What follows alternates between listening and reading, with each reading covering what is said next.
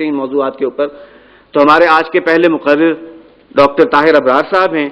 ان کے لیے ہم نے جو موضوع تجویز کیا ہے وہ ہے جدید نظام بینکاری اور عالمی مالیاتی شکنجہ تاریخ کے تناظر میں. میں دعوت دیتا ہوں ڈاکٹر طاہر ابرار صاحب. بسم اللہ الرحمن الرحیم. محترم صدر مجلس، مہمانان گرامی اور معزز حاضرین، جدید بینکاری کیا ہے، اس نے کس طرح سے ایک عالمی مالیاتی شکنجے کی صورت اختیار کر لی ہے، اور پھر اس ضمن میں تاریخ کا تناظر کیا ہے، یہ موضوع اصل میں بہت زیادہ وسعت کا حامل ہے اور مختصر وقت کی ایک محدود نشست میں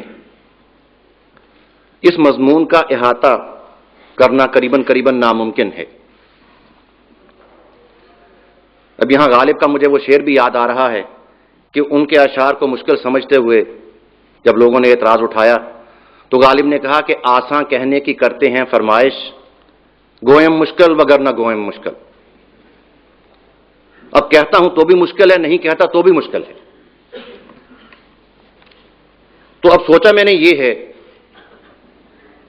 کہ کچھ زیر سطح حقیقتیں اور کچھ معلوم حقائق ان کو اس انداز میں قدرے غیر روایتی انداز میں آپ حضرات کے سامنے رکھتا چلا جاؤں اور کچھ بلینکس کو آپ وہ فل کرتے چلے جائیں.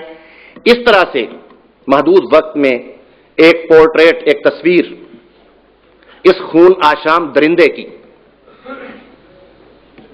یہ جو جدید بینکاری کی صورت میں عالمی مالیاتی شکنجہ جسے ہم کہہ رہے ہیں، اس کی ایک تصویر مکمل ہو سکے اور ہمیں اندازہ ہو سکے کہ عہد حاضر کس عذاب میں مبتلا ہے اور عذاب کی اس بھٹی کو دہکانے والے اور دہکاتے چلے جانے والے کون ہیں. چونکہ ہمارا جو مجمع ہے، مجھے اندازہ ہے کہ اکثر لوگ بینکاری اور معاشیات، یہ چونکہ یوں کہنا چاہیے اسپیشلٹیز ہیں، تو ان کا تعلق ان اسپیشلٹی سے نہیں ہے، ان مضامین سے نہیں ہے. اس لیے سب سے پہلے میں بینکاری کے ضمن میں ایک موٹی سی بات یہ بتا دوں کہ بینکاری اصلاً دو چیزوں کا مرکب ہے.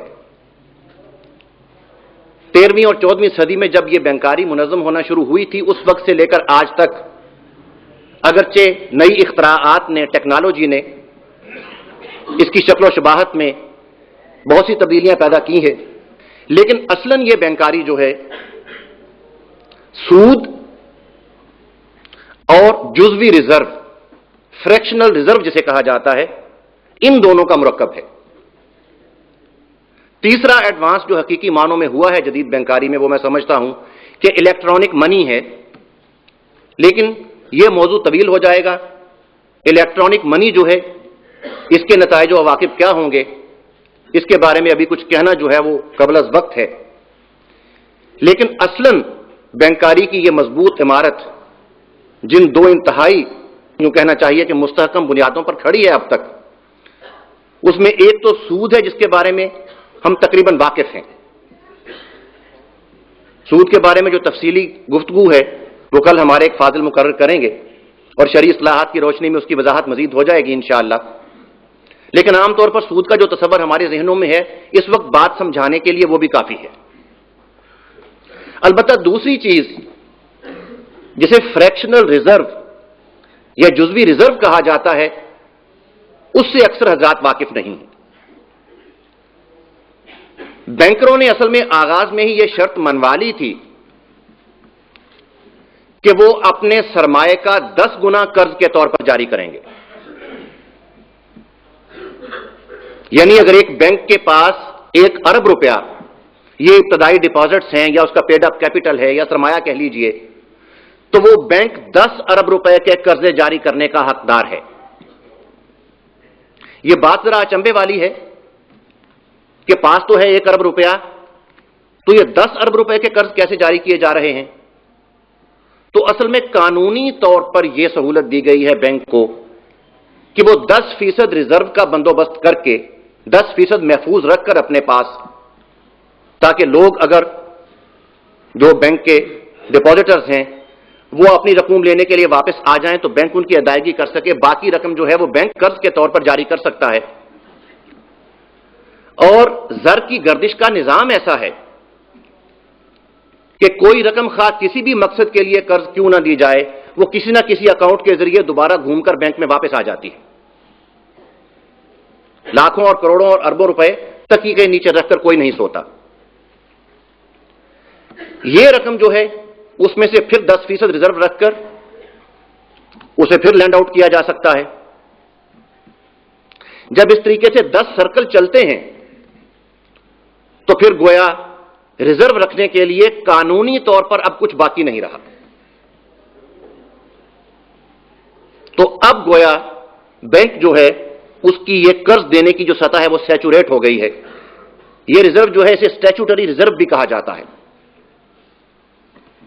اس کے نتیجے میں آپ دیکھ سکتے ہیں کہ کیا صورتحال وجود میں آتی ہے. 1 ارب روپے کی رقم 10 ارب روپے میں تبدیل ہو جاتی ہے.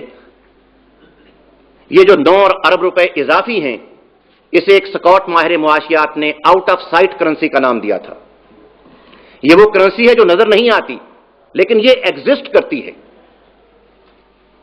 اور یہ جو شور مچایا جاتا ہے کہ کسی حکومت نے اگر کچھ کرنسی اور پرنٹ کر لی تو انفلیشن ہو جائے گی، قیمتوں میں اضافہ ہو جائے گا، اس انفلیشن کے اور بھی اثرات ہوں گے، تو حقیقت یہ ہے کہ اگر کوئی حکومت اسی قدر کرنسی اور پرنٹ کر لے جتنی اس کے خزانے میں پہلے موجود ہے تو کرنسی کی مقدار صرف 2 گنا ہوتی ہے. لیکن جب یہی کرنسی بینکنگ سیکٹر کے اندر آتی ہے تو یہ 10 گنا ہو جاتی ہے. انفلیشن اصل میں یہاں پیدا ہوتی ہے لیکن اس حقیقت کا سراغ آپ کو منی اینڈ بینکنگ کی کتابوں میں کہیں نہیں ملے گا. اس کی وجہ ہے کہ یہ چیز بینکروں کے مفاد میں نہیں ہے اور انہوں نے جس طریقے سے عہد حاضر میں اجتماعی اداروں کو اپنی گرفت میں لے رکھا ہے اس کی وجہ سے حقیقت کی نقاب کشائی کرنے کی جرت کوئی کر نہیں سکتا، اور اگر کوئی کرے تو اس کا نام معاشیات کی کسی کتاب میں آنے نہیں دیا جاتا. تو یہ سمجھ لیجئے کہ یہ وہ سود کے ساتھ ضرب کھا کر یہ جو فریکشنل ریزرو ہے، جزوی ریزرو، یہ کیا قیامت ڈھاتا ہے اس کا کچھ جائزہ جو ہے وہ میں آئندہ گفتگو میں انشاءاللہ پیش کروں گا. بنیادی بات یہ سمجھ لینے کی ہے کہ سود کے ساتھ دوسری خوفناک چیز جو ہے وہ اصل میں یہ آؤٹ آف سائٹ کرنسی ہے جس کے جاری کرنے کا اختیار بینکروں کے پاس ہے. اگر دنیا کی کوئی حکومت اپنے بجٹ میں خسارہ محسوس کرتے ہوئے کچھ اور کرنسی چھاپنا چاہے تو عالمی مالیاتی نظام ایسا ہے کہ اسے ایسا کرنے نہیں دیا جاتا، اس کے اوپر بہت سخت دباؤ ہے. لیکن بینکر یہ کام ہر وقت اور ہر آن کر رہا ہے اور اسی کا نتیجہ یہ نکلا ہے کہ دنیا بھر کی حکومتیں، شاید کوئی ایکسیپشن ہو اس میں، دنیا کی تمام حکومتیں جو ہیں وہ بینکروں کی مقروض ہو چکی ہیں. اب مائکرو لیول پر یہ جدید بینکاری جو ہے